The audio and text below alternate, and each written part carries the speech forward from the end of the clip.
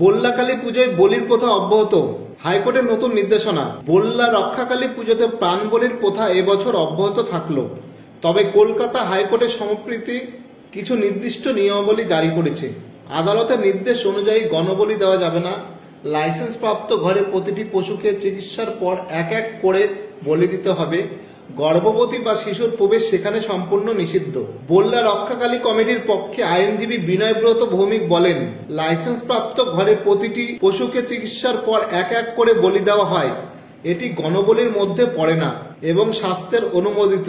এছাড়া মহকুমা শাসকের সঙ্গে আলোচনার পর নির্দিষ্ট গাইডলাইনও জারি হবে। প্রতি বছর বল্লাকালীর পুজোয় প্রায় 2000-এরও বেশি পশু বলি হয়। এ বিষয় নিয়েও আদালতে মামলা চলেছিল, তবে হাইকোর্টের নতুন নির্দেশনার ফলে নিয়ন্ত্রিত ও চিকিৎসার পর বলি প্রথা অব্যাহত থাকলো।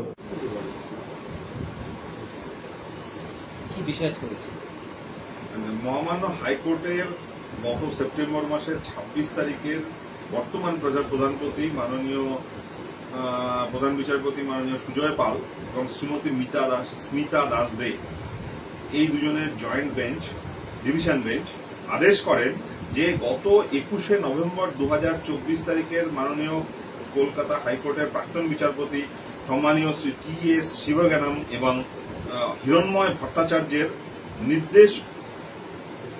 নির্দেশের 9 নম্বর প্যারাগ্রাফ অনুসারে বা 9 নম্বর অনুচ্ছেদ অনুসারে উপরোক্ত বিষয়ের পরিপ্রেক্ষিতে আমরা পুজো কমিটিকে নির্দেশ দিচ্ছি যে তারা যেন 6/11/2024 বালুরঘাট সদর সাব ডিভিশনাল অফিসারের সভাপতিত্বে অনুষ্ঠিত গৃহীত সিদ্ধান্তগুলো কঠোরভাবে মেনে চলে এবং নিশ্চিত করে যে কোনো গণবলি যেন অনুষ্ঠিত না হয়। শুধুমাত্র বলিদান লাইসেন্স প্রাপ্ত স্থানেই হতে হবে, অন্য কোথাও নয়। অনুচ্ছেদ 9-এর বিধানসমূহ প্রয়োজনীয় পরিবর্তন সহ মানে মুটাটিস মুটান্ডিস এবারেও পুজোর ক্ষেত্রে প্রযোজ্য হবে। প্রসঙ্গত উল্লেখ্য যে বল্লা মন্দিরের বলিঘরে কোনো কালেই গণবলি অনুষ্ঠিত হয় না। প্রতিটা পশু এক এক করে সরকারি পশু চিকিৎসক দ্বারা পরীক্ষিত হওয়ার পর অনুমোদিত লাইসেন্স প্রাপ্ত বলির স্থানে শুধুমাত্র মানব জাতিকে আহার পরিবেশন করার জন্যই বলি হয়। এখানে কোনো গর্ভবতী পশু, বাচ্চা সহ পশু বা 3 মাসের কম বয়সী বাচ্চা পশু বা অসুস্থ পশুকে কখনোই বলি দেওয়া হয় না। এগুলো আমাদের শাস্ত্রেও বারণ আছে।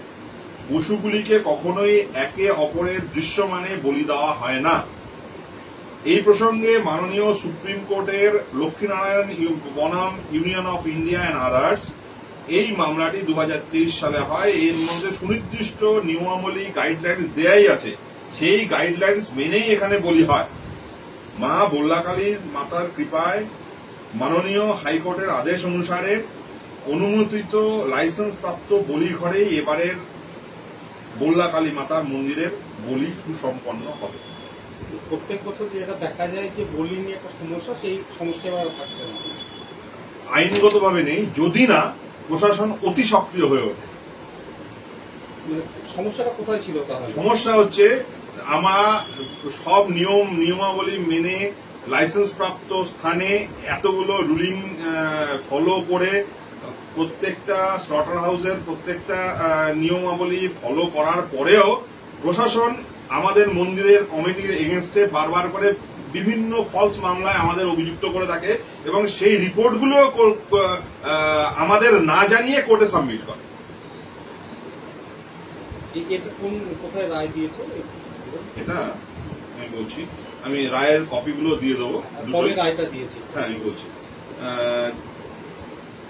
লাস্ট অর্ডার, সবশেষ যে অর্ডারটা সেটা হচ্ছে 26/9/2025 26/9/2025 লাস্ট মাননীয় এখনকার উনি হচ্ছেন প্রধান